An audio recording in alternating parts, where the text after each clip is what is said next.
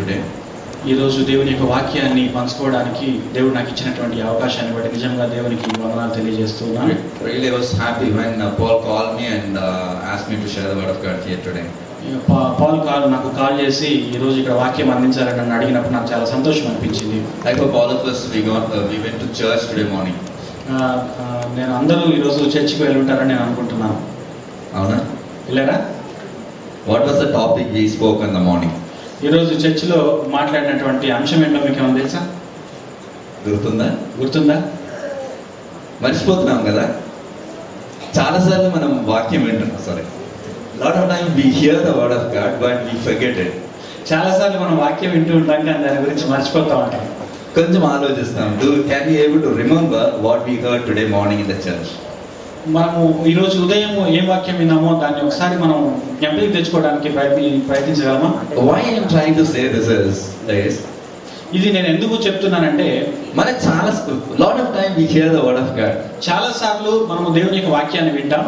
Lot of time we read the word of God. చాలా సార్లు మనం దేవుని యొక్క వాక్యాన్ని చదువుతాం. Even lot of time we meditate on the word of God. చాలా సార్లు మనము దేవుని యొక్క వాక్యాన్ని ధ్యానిస్తాము. But when it is needed we forget it. కానీ అది ఎప్పుడు అవసరమో అప్పుడు దాన్ని మర్చిపోతూ ఉంటాం. This is the real pathetic situation of Christian today. ఇది ఈ రోజు ఒక క్రైస్తవుని యొక్క వాస్తవిక బాధాకరమైనటువంటి దుస్థితి. What I want to tell you here is, for example, ఇక్కడ నేను ఏం చెప్పాలనుకుంటున్నానంటే ఉదాహరణకు Bible clearly talks about do not get angry. Bible గ్రంథము చాలా తేటతెల్లంగా చెప్తుంది కోపపడవద్దు అని. But when the time comes for angry we forget the word of God. ఎప్పుడైతే కోపపడాల్సినటువంటి అవసరం వస్తుందో అప్పుడు మనం దేవుని యొక్క వాక్యాన్ని మర్చిపోతాం. Bible clearly talks about we need to love our enemies. Bible గ్రంథము మనం మన యొక్క శత్రువులను ప్రేమించాలి అని చాలా స్పష్టంగా తెలియజేస్తుంది. We know this very well. మనకి ఇది చాలా స్పష్టంగా తెలుసు. But when the situation comes we forget about it. కానీ ఎప్పుడైతే ఆ పరిస్థితి వస్తుందో దాన్ని మనం పూర్తిగా మర్చిపోతాం. Is that true? నిజమే కదా? It's true in my life. నా జీవితంలో మాత్రం ఇది నిజమే. Because many times when we feel we should not get angry we get angry. మనం ఎప్పుడైతే కోపపడకూడదని మనం అనుకుంటామో అప్పుడు మనం కోపపడతా ఉంటాం. So if that is the same case, even what we learn today we may forget when the time comes in. So అదే విధంగా అయితే కనుక మనం ఈ రోజు మనం ఏదైతే నేర్చుకోబోతున్నామో అది అసలైనటువంటి సమయం వచ్చినప్పుడు కూడా మర్చిపోతాం. Unless we know the purpose of today's message we will not remember when the time comes. ఈ రోజు సందేశం యొక్క ఉద్దేశాన్ని గనుక మనము గుర్తుంచుకోనట్లయితే తెలుసుకున్నట్లయితే ఆ సమయం వచ్చినప్పుడు దాన్ని మరలా జ్ఞాపకం చేసుకోలేము. We need to understand the purpose of being in the presence of God today especially. ఈ రోజు ప్రత్యేకంగా దేవుని యొక్క సన్నిధిలో ఉండటంలో గల ఉద్దేశం ఏమిటో మనం తెలుసుకోవాలి. The reason is what we are going to see is a very simple message what we know already. మనము దానికి కారణం ఏంటంటే ఈ రోజు మనం చూడబోయే సందేశం ఏమిటంటే మనందరికీ బాగా తెలిసినటువంటి చాలా సరళమైనటువంటి సందేశం. Just turn with me to book of Philippians chapter 3. నాతో పాటు ఫిలిప్పీయులకు రాసిన పత్రిక 3వ అధ్యాయము verse from 8. 8వ వచనం నుండి చూడండి ఒకసారి. Just take that passage from 8 to 16 we are going to meditate for some time on this. ఈ రోజు దీని మీద కొద్ది క్షణాల పాటు కొద్ది నిమిషాల పాటు 8వ వచనం నుండి 16వ వచనం వరకు వాక్యాన్ని ధ్యానించబోతున్నాం. This is written by Apostle Paul to Philippians. ఇది అపోస్తలుడైనటువంటి పౌలు ఫిలిప్పీయులకు రాసినటువంటి పత్రిక. All of us we know he is a giant in faith. మనందరికీ తెలుసు ఆయన పౌలు అనేటటువంటి వాడు విశ్వాసంలో ఒక గొప్పవాడని. But the purpose of he being Christian or he understood the love of God we can understand from here. కానీ ఈ యొక్క వాక్యం నుండి అతడు దేవుని యొక్క ప్రేమము లేదంటే క్రైస్తవుడిగా ఎలా ఉండాలన్న విషయాన్ని ఎలా తెలుసుకున్నాడు అన్నది మనం తెలుసుకోవచ్చు. Verse 8 says like this. 8వ వచనంలో ఈ విధంగా ఉంది. But indeed I also count all things lost for the excellence of the knowledge of Christ Jesus my Lord. నిశ్చయముగా నా ప్రభువైన యేసుక్రీస్తును గూర్చిన అతి శ్రేష్టమైన జ్ఞానం నిమిత్తమై సమస్తమును నష్టముగా ఎంచుకొనుచున్నాను. For whom I have suffered the loss of all things and count them rubbish, that I may gain Christ. నిశ్చయం అవన్నీ కూడా తుచ్చముగా ఎంచుకుంటున్నట్లుగా మనం చూస్తున్నాం. This particular passage all of us we know. ఈ యొక్క వాక్య భాగం మనందరికీ తెలుసు. Paul counted everything is a rubbish to gain Christ. యేసుక్రీస్తు యొక్క జ్ఞానాన్ని పొందుకోవడం కొరకు పౌలు మిగతా అన్నిటిని కూడా చాలా నష్టముగా ఎంచుకుంటూ ఉన్నాడు. He says that because I want to gain Christ I find all are rubbish. నేను యేసుక్రీస్తును పొందుకోవడం కోసము మిగతా వాటన్నిటిని కూడా నష్టముగా ఎంచుకొనుచున్నానని పౌలు చెప్తున్నాడు. Why do we go to Christ's presence? మనము యేసుని సన్నిధానానికి ఎందుకు వెళ్తాం? To gain Christ or to show that I am a Christian? యేసుక్రీస్తును పొందుకోవడానికి, లేదంటే నేను క్రైస్తవుడిని అని చూపించడానికా? For what reason that we are reading the word of God? మనం ఏ కారణం చేత దేవుని యొక్క వాక్యాన్ని చదువుతున్నాం? Because I am a Christian, I am reading a word of God, or because I want to gain Christ in my life? నేను క్రైస్తవుడిని కాబట్టి నేను దేవుని యొక్క వాక్యం చదువుతున్నానా, లేదంటే నేను క్రీస్తును సంపాదించుకోవాలి నా జీవితంలో కాబట్టి నేను దేవుని యొక్క వాక్యాన్ని చదువుతున్నానా? If you and I understand that gaining Christ is more important, then we will not forget the word of God when the time comes. మనము నీవు నేను గనక యేసుక్రీస్తును సంపాదించుకోవడం అనేది ఎంతో ముఖ్యమైనటువంటి అంశం అని గ్రహించినట్లయితే మనం అసలైనటువంటి సమయం వచ్చినప్పుడు దేవుని యొక్క వాక్యాన్ని మర్చిపోం. And verse 10 says like this. 10వ వచనంలో ఈ విధంగా ఉంది. That I may know him and the power of resurrection and the fellowship of his suffering be confirmed in his death.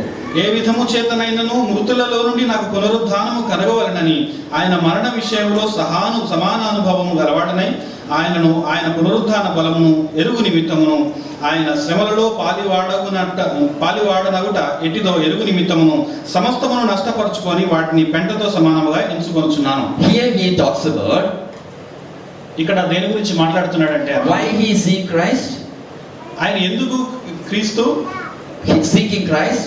ఆయన ఎందుకు క్రీస్తుని కావాలనుకుంటున్నాడు? First he says that he want to gain Christ. మొట్టమొదటిగా ఆయన క్రీస్తును సంపాదించుకోవాలనుకుంటున్నాడు. Second thing, he is trying to seek Christ because of some reasons. కొన్ని కారణాల ద్వారా రెండవ అంశముగా ఆయన యేసుక్రీస్తుని అడగాలి అని అనుకుంటున్నాడు, ఆయన కోరుకుంటున్నాడు యేసుక్రీస్తుని. Because he may know him, ఎందుకంటే మనం ఆయన ఎరిగి ఉండొచ్చేమో గాని, and the power of his resurrection. ఆయన యొక్క పునరుద్ధానాన్ని ఆయన్ని మనం ఎరిగి ఉండొచ్చు కానీ, that is, he wanted to know Christ because he wanted to know the power of his resurrection. ఆయన ఎందుకు క్రీస్తుని కోరుకుంటాడంటే ఆయన యొక్క పునరుద్ధానం యొక్క శక్తిని తెలుసుకోవాలనుకుంటున్నాడు కాబట్టి. He want to know Christ not just because of he is a Jewish. ఆయన యూదుడు కాబట్టి ఆయన క్రీస్తుని తెలుసుకోవాలనుకోవడం లేదు. He want to know Christ not just because he saw the vision. ఆయన ఒక దర్శనాన్ని చూచాడు కాబట్టి యేసుక్రీస్తుని పొందుకోవాలనుకోవడం లేదు. He want to know Christ not because he is so zealous for his faith. ఆయన తన యొక్క విశ్వాసాన్ని బట్టి చాలా రోషము గలవాడు కాబట్టి యేసుక్రీస్తుని ఆయన తెలుసుకోవాలనుకోవడం లేదు. All these things helped him, but not the prime thing for seeking Christ. కానీ ఇవన్నీ అంశాలు ఆయనకి సహకరించాయి కానీ ఆ యొక్క ప్రాథమిక అంశమైనటువంటి యేసుక్రీస్తుని కావాలనుకోవడం వరకు మాత్రమే. The purpose of him seeking God is he want to know his power of resurrection of Christ. ఆయన ఎందుకు యేసుక్రీస్తు గురించి తెలుసుకోవాలనుకుంటున్నాడు అంటే ఆయన యేసుక్రీస్తు యొక్క పునరుద్ధాన శక్తిని తెలుసుకోవాలనుకుంటున్నాడు కాబట్టి. Do we seek Christ for any other reason or because of his resurrection power? మనము ఆయన యొక్క పునరుద్ధాన శక్తికి మించి కాకుండా మరి ఏ ఇతర దాని కోసమైనా సరే యేసుక్రీస్తుని తెలుసుకోవాలని అనుకుంటున్నామా? When I was doing this Good Friday, when I was preaching about verse 6, it is finished.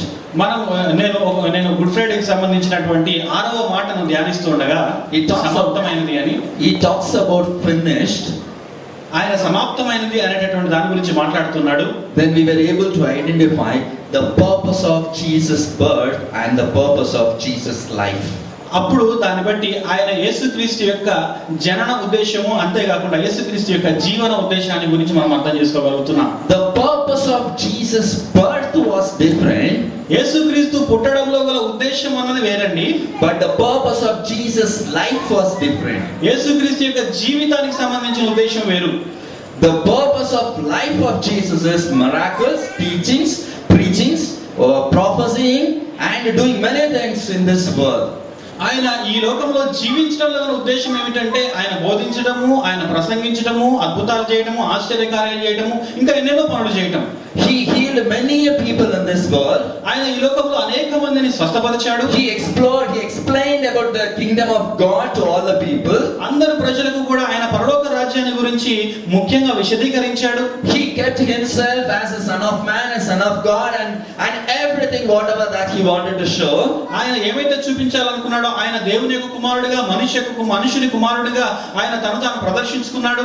But on the cross he said it is finished. కానీ ఆయన శిలువలో మాత్రము ఇది సమాప్తమైనది అని పలుకుతూ ఉన్నాడు. What are the things that he has finished? ఆయన ఏవేవైతే సమాప్తం అని పరిచాడో, ముగించాడో, We know that he killed Satan ఆయన సాతానుని చంపాడు. and he gave the power of resurrection to the people. ఆయన ప్రజలకు పునరుద్ధాన శక్తిని అనుగ్రహించాడు. The purpose of Jesus' birth was different, which he finished. ఆ యేసుక్రీస్తు పుట్టినటువంటి ఉద్దేశం అనేది అది వేరే అంటే అది దాన్ని సమాప్తపరిచాడు ఆయన. But the purpose of his life, he started to do miracle, and now also many people do the miracles. ఆయన యొక్క జీవితంలో గల ఉద్దేశం ఏమిటంటే ఆయన అనేకమైనటువంటి మహద్భుత కార్యములు చేశాడు. ఈ రోజుల్లో కూడా అనేక మంది మహత్కార్యములు చేస్తూ ఉన్నారు. The same way, our purpose of our birth is different, our purpose of life is different. అదే విధంగా మన యొక్క జననం అన్నది అది వేరేది, అదే విధంగా మన జీవితం అనేది కూడా అది వేరేది. The purpose of birth, మన పుట్టుకలో గల ఉద్దేశం, the purpose is very important to understand. Why did I being born in this world? ఉద్దేశము అనేది చాలా ముఖ్యమైనది. నేను ఎందుకు పుట్టాను అనేటటువంటి చాలా ముఖ్యమైనది. Purpose of life can be many things in our lives. జీవితం యొక్క ఉద్దేశం అనేది జీవితంలోని అనేకమైనటువంటి విషయాలు కావచ్చు. I can be a doctor, I can be an engineer, I can be a housewife, I can have ministry, I can do so many things as a purpose of life. నేను ఒక డాక్టర్ అయి ఉండొచ్చు, నేను ఒక engineer కావచ్చు, నేను ఒక house wife కావచ్చు, నేను అనేకమైనటువంటి పనులు చేస్తూ ఉండొచ్చు. నేను నా జీవితంలో నా జీవిత ఉద్దేశాన్ని బట్టి అనేకమైనటువంటి పనులు చేయొచ్చు. I can fulfill the purpose of life, or I cannot fulfill the purpose of life. నా యొక్క జీవిత ఉద్దేశానికి సంబంధించినటువంటి దాన్ని నేను పూర్తిగా చేయవచ్చు, లేదంటే దాన్ని పూర్తి చేయలేకపోవచ్చు. For example, the story of rich man and the Lazarus. అక్కడ ధనవంతుడు లాజరుకు సంబంధించినటువంటి ఉదాహరణ గమనించినట్లయితే, Lazarus could not finish his purpose of life. లాజరు తన He could not finish. లాజరు తన జీవితంలో తన యొక్క జీవిత ఉద్దేశాన్ని తను నెరవేర్చుకోలేకపోయాడు. Because he could not do anything, he was just begging and he was eating his food. ఆయన ఏమి చేయలేకపోయాడండి. ఆయన కేవలం అక్కడ అడుక్కుంటూ ఉన్నాడు. ఆయన ఆ కింద పడినటువంటి రొట్టె ముక్కలు తింటా ఉన్నాడు. But he was very careful about his purpose of his birth. కానీ ఆయన తన యొక్క జీవితానికి సంబంధించినటువంటి ఉద్దేశం విషయంలో చాలా జాగ్రత్తగా ఉన్నాడు. Similarly, we know Martha and Mary. అదే విధంగా మనకు మార్తా మరియు మరియల గురించి కూడా తెలుసండి. Mary was sitting at the feet of Jesus. Mariya యేసుక్రీస్తు పాదముల దగ్గర కూర్చుంది. Martha was cooking, busy in cooking. Martha యేసుక్రీస్తుకి వంట చేయడంలో చాలా హడావుడిగా ఉంది. And Jesus clearly told on that occasion. ఆ యొక్క సందర్భంలో యేసుక్రీస్తు స్పష్టంగా చెప్పాడు. Mary found the good thing, which is the purpose of birth. ఆమె జననానికి సంబంధించినటువంటి ఉత్తమమైన దాన్ని మరియా ఎంచుకుంది అని యేసుక్రీస్తు చెప్పాడు. But Martha was busy with the purpose of life. కానీ మార్త మాత్రము ఆమె జీవితానికి సంబంధించిన ఉద్దేశంలో ఆమె చాలా హడావిడిగా ఉంది. We need to understand what kind of purpose of birth in our life and the purpose of life in this world. మన యొక్క ఈ లోకంలో మన యొక్క జనన ఉద్దేశం ఏమిటో, మన యొక్క జీవిత ఉద్దేశం ఏమిటో మనం అర్థం చేసుకోవాలి. If we are able to understand, differentiate these two in our lives, మన యొక్క జీవితాలలో ఈ రెండింటిని కూడా మనము వేర్వేరుగా చూడగలిగినట్లయితే, and we give importance to the purpose of birth, మనము మన యొక్క జనన ఉద్దేశానికి సంబంధించినటువంటి దానికి ప్రాముఖ్యత ఇవ్వగలిగినట్లయితే, we will not forget the word of God when the test comes. ఎప్పుడైతే పరీక్ష వస్తుందో అప్పుడు దేవుని యొక్క వాక్యాన్ని మనం మర్చిపోం. All of us know Jesus test on this earth. ఈ లోకంలో యేసుక్రీస్తు ఎదుర్కొన్నటువంటి శోధనలు ఏంటో మనందరికీ తెలుసండి. Since we know, I don't want to go in that passage. మనందరికీ తెలుసు కాబట్టి నేను ఆ వాక్య భాగంలోకి వెళ్ళదలుచుకోలేదు. Jesus was tempted by Satan. యేసుక్రీస్తు సాతాను చేత శోధింపబడ్డాడు. He was tempted for 40 days continuously. ఆయన నిరంతరాయంగా 40 రోజుల పాటు శోధింపబడ్డాడు. And end of the 40 days he got hungry. ఆ 40 రోజుల అనంతరం ఆయనకు ఆకలి వేసింది. And after that, 3 temptations is been recorded in the Word of ఆ God. తర్వాత 3 రకాల శోధనలను ఆయన ఎదుర్కొన్నాడు. అవి బైబిల్ గ్రంథంలో వివరించబడ్డాయి. I'm taking this to understand the intensity of the test for us to forget the Word of God. మనము దేవుని యొక్క వాక్యాన్ని మర్చిపోవడానికి ఆ యొక్క పరీక్ష యొక్క ఆ యొక్క తీవ్రతను గురించి నేను చెప్పాలనుకుంటున్నాను. You and I need to understand the test or the temptation comes from Satan. మనము ఆ పరీక్ష లేదంటే ఆ శోధన అనేది సాతాను దగ్గర నుంచి వస్తుంది అని మనం అర్థం చేసుకోవాలి. Even Jesus, when he was filled by the Holy Spirit, యేసుక్రీస్తు పూర్తిగా పరిశుద్ధాత్మ చేత నింపబడినప్పుడు కూడా, when he was accomplished his full baptism in this world, ఆయన ఈ లోకంలో తన యొక్క పూర్తి బాప్తిస్మాన్ని కూడా పూర్తి చేసుకున్న తర్వాత కూడా God did not test him. Satan tested him. దేవుడు యేసుక్రీస్తుని పరీక్షించలేదండి, సాతాను పరిశోధించాడు, సాతాను శోధించాడు యేసుక్రీస్తుని. For example, I tell you, if Satan will test to the greatest extent that we cannot escape from the temptation or the test. సాతాను ఆ యొక్క పరీక్ష లేదంటే ఆ శోధన నుంచి మనం తప్పించుకోలేనంత తీవ్ర స్థాయిలో ఆడు మనల్ని శోధించవచ్చు. If God is testing us, he will have some reluctance.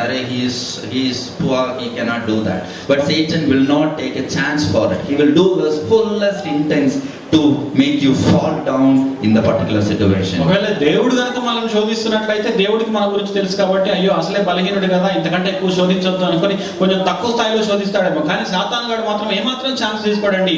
వాడు తీవ్ర స్థాయిలో నువ్వు పడిపోయేదాకా శోధించడానికి ఇష్టపడతాడు. This is the reason we forget the word of God when the test comes in our lives. అందుకనే మనము మన జీవితంలో పరీక్ష వచ్చినప్పుడు దేవుని యొక్క వాక్యాన్ని మనం మర్చిపోతా ఉంటాం. Why I'm talking about this is, if we have a purpose to read the word of God, మనము ఒకవేళ దేవుని యొక్క వాక్యాన్ని చదవడానికి ఒక ఉద్దేశాన్ని కలిగి ఉన్నట్లయితే we will not forget the word of God when the test comes in. ఆ యొక్క పరీక్ష వచ్చినప్పుడు మనము దేవుని యొక్క వాక్యాన్ని మర్చిపోము. God also tests. దేవుడు కూడా పరిశోధిస్తాడు, దేవుడు కూడా పరీక్షిస్తాడండి.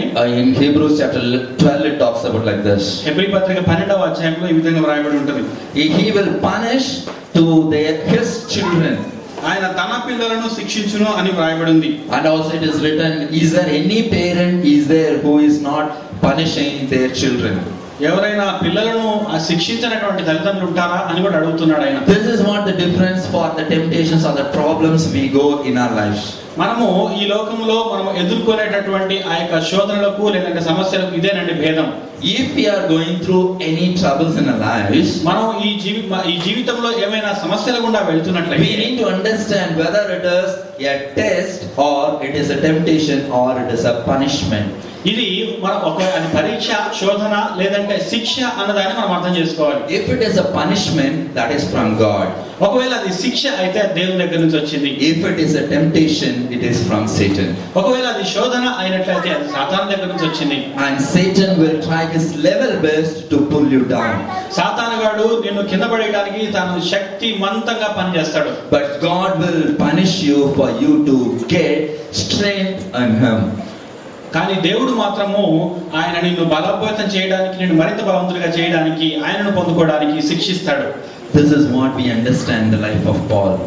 సో ఇక్కడ మనము పౌలు యొక్క జీవితాన్ని ఈ విధంగా అర్థం చేసుకుంటూ ఉన్నాం. He had a purpose to seek Jesus. ఆయన యేసుక్రీస్తుని వెదకడానికి ఒక ఉద్దేశాన్ని కలిగి ఉన్నాడు. How he will get the power of resurrection in his life? ఆయన తన జీవితంలో ఏ విధంగా పునరుద్ధానపు శక్తిని పొందుకుంటాడు? Is it possible by searching Jesus you will get the power of resurrection? యేసుక్రీస్తుని వెదకటం ద్వారా మనం పునరుద్ధాన శక్తిని పొందుకోగలమా? Just turn with me to the book of 1 Corinthians. కొరింథీయులకు రాసిన మొదటి పత్రిక 15th chapter, 15వ అధ్యాయము 42nd word. 42వ వచనం. ఒకసారి చదువుతాము. మృతుల పునరుద్ధానమును అలాగే శరీరము క్షయమైనదిగా విత్తబడి అక్షయమైనదిగా లేపబడును. 44 also you will just read for me. ప్రకృతి సంబంధమైన శరీరముగా విత్తబడి ఆత్మ సంబంధ శరీరముగా లేపబడును. ప్రకృతి సంబంధమైన శరీరం ఉన్నది కనుక ఆత్మ సంబంధమైన శరీరము కూడా ఉన్నది. Here he talks about the the nature of our body. ఇక్కడ మన శరీరం యొక్క తత్వాన్ని గురించి, స్వభావాన్ని గురించి ఆయన మాట్లాడుతున్నాడు. He clearly talks about there are two kinds of body that we have. మనము రెండు రకాల శరీరాలను కలిగి ఉన్నామని మాట్లాడుతూ ఉన్నాడు. One is the physical body, ఒకటి ప్రకృతి సంబంధమైనటువంటి the శరీరం, other one is the spiritual body. రెండవది ఆత్మ సంబంధమైన శరీరం. He says that you should know there are two kinds of body that you will have. మనకి ఈ రెండు రకాలైనటువంటి శరీరాలు ఉన్నాయని మనం తెలుసుకోవాలని ఇక్కడ పౌలు చెప్తున్నట్టుగా చూస్తూ ఉన్నాం. The spiritual body is not the spirit. ఈ ఆత్మ సంబంధమైనటువంటి శరీరం అనేది ఆత్మ కాదండి. This is a body which is in spirit. This is a spiritual body. ఇది ఆత్మ సంబంధమైనటువంటి శరీరం. And verse 45 it says like this. 45వ వచనంలో ఈ విధంగా ఉంది. So it is written, the first man Adam became a living being, the last Adam became a life-giving spirit. ఆదాము మొదటి మనుషుడు జీవించు ప్రాణి ఆయనని వ్రాయబడి ఉన్నది. కడపటి ఆదాము జీవింపజేయు ఆత్మ ఆయను. The second Adam, రెండవ ఆదాము, కడపటి ఆదాము, that is Jesus Christ, యేసుక్రీస్తు, he became life-giving spirit. ఆయన జీవం ఇచ్చేటటువంటి ఆత్మ అయి ఉన్నాడు. He became life-giving spirit when? ఆయన ఆ విధంగా జీవం ఇచ్చేటటువంటి ఆత్మ ఎప్పుడు అయ్యాడు? After he was crucified, buried, then when he was resurrected, he became a life-giving spirit. ఆయన ఎప్పుడైతే సిలువ వేయబడి చనిపోయి పాత పెట్టబడి తిరిగి లేచాడో అప్పుడే ఆయన జీవం ఇచ్చేటటువంటి ఆత్మగా మార్చబడ్డాడు. If you and I have the life-giving spirit within ourselves, మనలో మనము ఆ జీవం ఇచ్చే ఆత్మను కలిగి ఉన్నట్లయితే we will get resurrected when Jesus comes in. మనము కూడా ఎప్పుడైతే యేసుక్రీస్తు మనలోనికి వచ్చినప్పుడు మనం పునరుద్ధాన శక్తిని పొందుతాం. Most of the time we forget about the resurrection. మనం చాలా సార్లు పునరుద్ధానాన్ని గురించి మర్చిపోతాం. We always think about the purpose of life in this world. మనం ఈ లోకంలో మన జీవితానికి సంబంధించిన ఉద్దేశం గురించి ఎప్పుడు ఆలోచిస్తూ ఉంటాం. We always give a plan, something like in 20 years what should I do, 30 years what I should do, 60 years what I should do, 70 years what I should do. మనం ఎప్పుడు 20 సంవత్సరాలకి నేను ఏం చేయాలి, 30 సంవత్సరాలకి ఏం చేయాలి, 60 సంవత్సరాలప్పుడు ఏం చేయాలి, 70 సంవత్సరాలప్పుడు ఏం చేయాలి, ఇలా ప్రణాళికలు వేసుకుంటూ పోతూ ఉంటాము. We always think about, we plan our future plan just on this world related issues. మనము ఈ యొక్క లోక సంబంధమైనటువంటి విధానాలను బట్టి మనము ఈ మన జీవితాల గురించి ప్రణాళికలు వేసుకుంటా ఉంటాం. All of us, we know that this is going to get end when the pastor says, I submit this soil to soil, ash to ash, and he will put on inside the ground and he will cover it. ఇదంతా ఒక రోజు ముగించబడబోతుందండి. ఎప్పుడంటే pastor గారు మంటికి మంటిగా ఈ బూడిదగా నేను అప్పచెప్తున్నాను అని ఒకసారి అంటారు చూసారా, అప్పుడు ఇదంతా కూడా ముగిసిపోతుంది మన ప్రణాళికలన్నీ కూడా. But Bible talks about after that you and I have a spiritual body experience. కానీ దాని తర్వాత నువ్వు నేను కూడా ఆత్మ సంబంధమైనటువంటి శరీర అనుభవాన్ని కలిగి ఉంటామని పౌలు చెప్తూ ఉన్నాడు. Have you ever think about the spiritual body that we are going to have? మనము కలిగి ఉండబోయేటటువంటి ఆత్మ సంబంధమైన శరీరం గురించి మీరు ఎప్పుడైనా ఆలోచించారా? We always think about our physical body with the flesh and the blood. మనం ఎప్పుడు కూడా రక్త మాంసాలతో కూడిన శరీరానికి సంబంధించినటువంటి శరీర సంబంధమైనటువంటి దాని గురించి మాట్లాడుతూ ఉంటాం. I want you to read the verse 50. 50వ వచనాన్ని చదవాలండి ఒకసారి. సహోదరులారా, నేను చెప్పినది ఏమనగా రక్త మాంసములు దేవుని రాజ్యమును స్వతంత్రించుకొన నేరవు. It clearly talks about blood and flesh will not inherit the kingdom of God. ఇక్కడ చాలా స్పష్టంగా వ్రాయబడి ఉంది, రక్త మాంసములు దేవుని యొక్క రాజ్యాన్ని స్వతంత్రించుకొన నేరవు అని వ్రాయబడి ఉంది. We need to understand this flesh and this blood, this body will not inherit the kingdom of God. ఈ శరీరము ఈ రక్తము దేవుని యొక్క రాజ్యాన్ని స్వతంత్రించుకోబోదండి.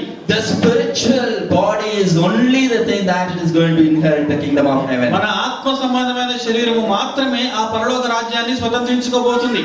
Do we know how our spiritual body is going to be?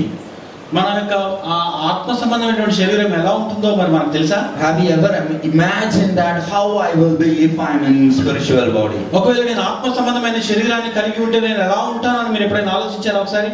If you and I understand that, we will not worry too much about this world. ఒకవేళ మనము దాని గురించి అర్థం చేసుకున్నట్లయితే ఈ లోకం గురించి ఎక్కువగా ఆలోచించమండి. Why I am trying to say is spirit is different, spiritual body is different. నేను ఏం చెప్తున్నానంటే ఆత్మ అన్నది వేరండి, ఆత్మ సంబంధమైన శరీరం అన్నది వేరు. If you want to know what is spirit, turn with me to Ecclesiastes chapter 12 verse 7. ఒకవేళ మీకు ఆత్మ అంటే ఏంటో అర్థం కావాలంటే ఒకసారి ప్రసంగి గ్రంథము 12వ అధ్యాయము 7వ వచనం ఒకసారి చదువుదామండి.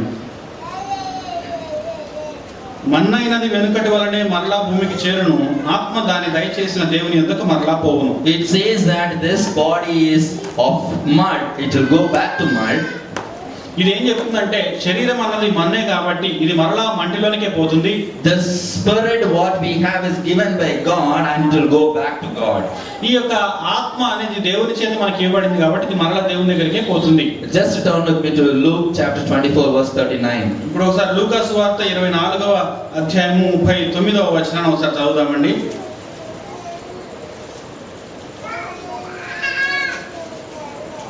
నేనే ఆయనను అనుటకు నా చేతులను నా పాదములను చూడుడి, నన్ను పట్టి చూడుడి, నాకున్నట్టుగా మీరు చూస్తున్న ఎముకలను మాంసమును భూతమునకు ఉండవని చెప్పి చేతులను పాదములను వారికి చూపాను.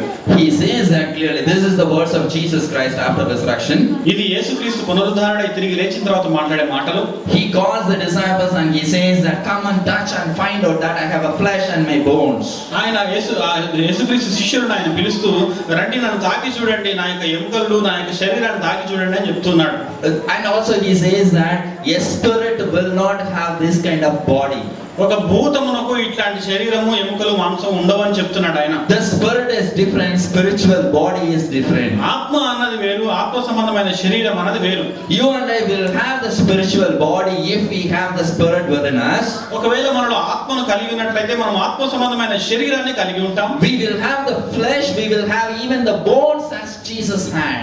మనము ఆ శరీరాన్ని ఆ యొక్క ఎముకలను కూడా కలిగి ఉంటాం ఒకవేళ యేసుక్రీస్తు కలిగి ఉన్నట్టుగా. We will go inside a room which is closed. మనము మూసి ఉన్నటువంటి ఒక గదిలోనికి వెళ్ళొచ్చు. Nothing can stop us from entering into some places. మనము కొన్ని ప్రదేశాల్లోనికి వెళ్ళకుండా ఉండడానికి ఏది మనల్ని ఆపలేదు. Even the bank lockers you can get into it. మనం బ్యాంక్ లాకర్లోకి కూడా వెళ్ళిపోవచ్చు. Because we see Jesus came into the closed room. ఎందుకంటే యేసుక్రీస్తు మూయబడి ఉన్నటువంటి తలుపు కలిగినటువంటి గదిలోనికి ప్రవేశించాడు. This is not only the experience of Jesus, it is going to be our own experience. ఇది కేవలం యేసుక్రీస్తు యొక్క అనుభవం మాత్రమే కాదు, ఈ అనుభవం మనం కూడా సొంతమవుతుంది. He clearly says that this is what the character of the spiritual body. ఇది ఆత్మ సంబంధమైనటువంటి శరీర స్వభావము అని చెప్తున్నాడు. And the fun part is read the 43rd verse. ఇక్కడ మనం హాస్యాస్పదమైనటువంటి విషయం ఏమిటంటే 43, just read. 43వ వచనం. ఆయన దాన్ని తీసుకుని వారి ఎదుట పూజించాడు. Jesus took fish and bread and he ate it. యేసుక్రీస్తు ఆయన ఆ చేపను తీసుకొని రొట్టెను తీసుకొని దాన్ని ఆయన పూజించాడు. When? After he became a spiritual body. ఆయన ఆత్మ సంబంధమైన శరీరంగా మారిన తర్వాత ఆయన ఈ పని చేశాడు. So I think we also will eat flesh, bread, anything after resurrection. I'm not. కాబట్టి మనం కూడా పునరుద్ధానం లేచిన తర్వాత చక్కగా హోటల్కి వెళ్ళి బిల్లు కట్టకుండా ఇష్టం వచ్చిన అన్ని తినేసి రావచ్చు. You can understand the spiritual body what we are going to have. కాబట్టి మనము పొందబోయేటటువంటి ఆత్మ సంబంధమైన శరీరాన్ని గురించి అర్థం చేసుకోవచ్చండి. Do we understand the physical body and the spiritual body? మనము ప్రకృతి సంబంధమైన శరీరాన్ని ఆత్మ సంబంధమైన శరీరాన్ని అర్థం చేసుకున్నామా? If we are able to understand, if we know the purpose, yes, I want to be with Jesus when he comes back as a spiritual body. ఒకవేళ మీరు ఆ ఉద్దేశాన్ని గమనించినట్లయితే యేసుక్రీస్తు మరలా రెండవ రాకడలో వచ్చినప్పుడు నేను యేసుతో కూడా ఉంటాను ఆత్మ సంబంధమైన శరీరాన్ని కలిగి అని మనం అనుకుంటాం. If we have that, then we will not forget the word of God when the time comes in. మనము దాన్ని కలిగి ఉన్నట్లయితే సమయం వచ్చినప్పుడు దేవుని యొక్క వాక్యాన్ని మనం మర్చిపోం. Suppose God willing, if we are meeting in the next year, can we remember the same verse? దేవుని చిత్తమై మనం వచ్చే సంవత్సరము మనం కలుసుకున్నట్లయితే ఇదే వచనాన్ని మీరు మరలా గుర్తుంచుకోగలుగుతారా? Can we do that? We cannot even remember what we heard in the morning. మనము ఈ రోజు పొద్దున వినదాన్ని మనం గుర్తుపెట్టుకోలేకపోతున్నాం. Even in the worship time, what we sang song, we could not remember it. మనము పాటలు పాడేటప్పుడు ఏమేం పాటలు పాడామో కూడా గుర్తుండవు మనకి సరిగా. How are we going to remember this word? మనము దీన్ని మళ్ళీ వచ్చే సంవత్సరం దాకా ఎట్లా గుర్తుపెట్టుకుంటాం? But if we have a purpose in our Christian life, కానీ మన యొక్క క్రైస్తవ జీవితంలో ఉద్దేశాన్ని కనుక కలిగి ఉన్నట్లయితే we will remember the word on the time when it comes. సమయం వచ్చినప్పుడు మనం దేవుని యొక్క వాక్యాన్ని గుర్తుపెట్టుకోగలం. Do you know what are the things that we will do after having this spiritual body?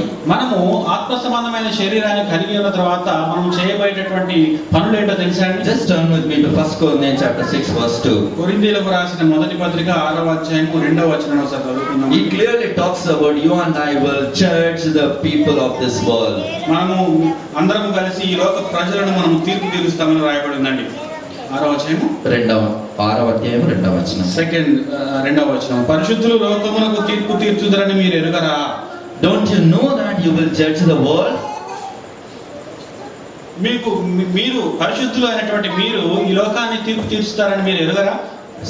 Third verse it says like this. 3వ వచనంలో ఈ విధంగా వ్రాయబడి ఉంది, You will judge even the angels. మీరు దేవదూతలకు సహితము తీర్పు తీర్చుతారని రాయబడింది అక్కడ. And Daniel chapter 7 verse 21. దానియేలు గ్రంథము 7వ అధ్యాయము 21వ వచనంలో, Can somebody read that word? Daniel chapter 7 verse 21. ఈ కొమ్ము పరిశుద్ధులతో యుద్ధము చేయుచు వారిని గెలుచున దాయను. 7:21. 7:21. ఆ మహావృద్ధుడు వచ్చి మహోన్నతుని పరిశుద్ధుల విషయంలో తీర్పు తీర్చు వరకు అలాగ జరుగును గాని సమయం వచ్చినప్పుడు ఆ పరిశుద్ధులు రాజ్యము నేరుదురని సంగతి నేను గ్రహించితిని.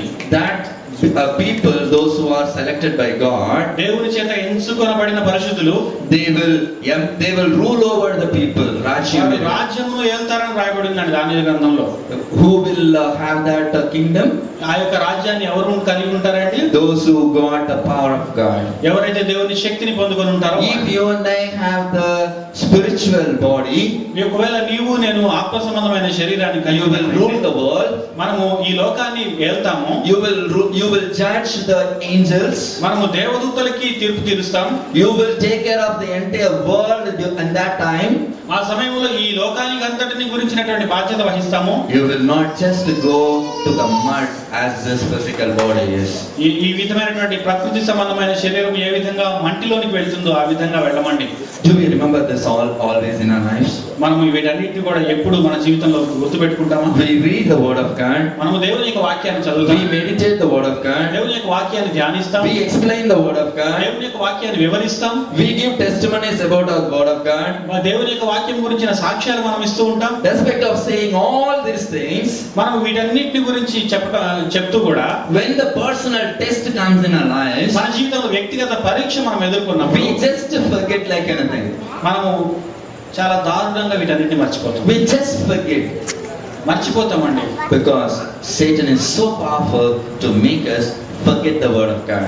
సాతానుగాడు మనల్ని దేవుని యొక్క వాక్యాన్ని మర్చిపోయేలా చేయడంలో ఎంతో శక్తివంతుడు. How much we need to be careful when we read the word of God for us to remember in our lives. కాబట్టి మన జీవితంలో వాక్యాన్ని గుర్తుపెట్టుకోవడానికి మనము దేవుని యొక్క వాక్యాన్ని చదివేటప్పుడు ఎంత జాగ్రత్తగా ఉండాలో ఒకసారి. Once again I wanted to remind that particular verse from 1 Corinthians chapter 15. మరొకసారి కొరింథీయులకు రాసిన మొదటి పత్రిక 15వ అధ్యాయంలో ఉన్న వచనాన్ని మీకు జ్ఞాపకం చేయాలనుకుంటున్నాను. Jesus become life-giving spirit. యేసుక్రీస్తు జీవం ఇచ్చేటటువంటి ఆత్మ ఆయను.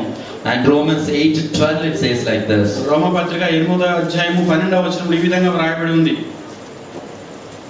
కాబట్టి సహోదరులారా శరీరానుసారముగా ప్రవర్తించుటకు మనము శరీరమునకు రుణస్థులము కాము. మీరు శరీరానుసారముగా ప్రవర్తించిన ఎడల చావవలసిన వారయ్యుందురు గాని ఆత్మ చేత శారీర క్రియలను చంపిన ఎడల జీవించెదరు. It talks about those who are in Christ, they do not have any judgment. ఇక్కడ ఏమని రాయబడి ఉందంటే వేరే ప్రదేశంలో ఎవరైతే యేసుక్రీస్తులో ఉంటారో వారు తీర్పులోనికి తేబడరన్న విషయాన్ని రాయబడి ఉంది. If we are in spirit, మనము ఆత్మలో ఉన్నట్లయితే, if we have the life-giving spirit within ourselves, మనలో మనకు జీవం ఇచ్చేటటువంటి ఆత్మను మనం కలిగి ఉన్నట్లయితే, after this physical body, ఈ యొక్క ప్రకృతి సంబంధమైన శరీరము ముగిసిన తర్వాత we will have a spiritual body. మనం ఒక ఆత్మ సంబంధమైన శరీరాన్ని కలిగి ఉంటాం. That spiritual body will have flesh and bones. ఆ యొక్క ఆత్మ సంబంధమైనటువంటి శరీరము అది శరీరాన్ని ఎముకలను కలిగి ఉంటుంది. That personality will judge the world and angels. ఆ ఆకారము ఈ లోకాన్ని దేవదూతలను తీర్పు తీరుస్తుంది. And they will rule the world. వారు రాజ్యాన్ని ఏల్తారు. And they will not have a judgment by God. వారు తీర్పులోనికి తేబడరు, దేవుని ద్వారా వచ్చే తీర్పులోనికి. This is what the real purpose of birth in our lives. ఇది అండి మన జీవితంలో మన యొక్క జన్మ యొక్క నిజమైనటువంటి ఉద్దేశం. We always think about the purpose of life. మనం ఎప్పుడు కూడా మన జీవిత ఉద్దేశాన్ని గురించి ఆలోచిస్తాం. We always need to have a comfortable life when we live in this world. మనం ఈ లోకంలో నివసించినంత కాలము ఒక సౌఖ్యవంతమైనటువంటి జీవితం కొరకు ఆరాటపడుతూ ఉంటాం. Nothing wrong in it. అందులో తప్పేమీ లేదు. Jesus wanted us to have a comfortable life. యేసుక్రీస్తు మనం సౌఖ్యవంతమైన జీవితాన్ని జీవించాలని We కోరుతున్నాడు. want to have full health and wealth and strength, మనకు మంచి ఆరోగ్యం, మంచి సంపద, మంచి బలం ఉండాలి. but the dependence is not on that. కానీ దాని మీద ఆధారపడకూడదండి. Our focus should be the spiritual body, whether we will get it or not. మన యొక్క దృష్టి అంతా కూడా మనం పొందబోయేటటువంటి ఆత్మ సంబంధమైన శరీరం మీద ఉండాలి. Once again, I wanted to remind you, మరొకసారి మీకు గుర్తు చేద్దాం అనుకుంటున్నాను. Satan will test you to the deepest and the deepest of the core for make us to fall down. సాతానుగాడు మనం పడిపోవడానికి తీవ్ర స్థాయిలో, అతి తీవ్ర స్థాయిలో వాడు మనలను పరిశోధిస్తాడు, శోధిస్తాడు. But God will punish us to give us strength in him to get the spiritual కానీ body. దేవుడు మాత్రము మనము ఆ ఆత్మ సంబంధమైన శరీరాన్ని పొందుకోవడానికి, బలం పొందుకోవడానికి గాను మనల్ని శిక్షిస్తాడు. May God bless this to understand the inner life and help us to get the spiritual body in the days to come. రానున్న కాలంలో మనం ఆత్మ సంబంధమైన శరీరాన్ని పొందుకోవడానికి, ఆయన యొక్క అనేకమైన అంశాలను అర్థం చేసుకోవడానికి దేవుడి వాక్యాన్ని దీవించిన గాక. Let's bow down and look into God. అందరం తల్లు వంచి ఆయన వైపు చూద్దాం. కళ్ళు మూసుకుందాం, ఆయన తట్టు చూద్దాం.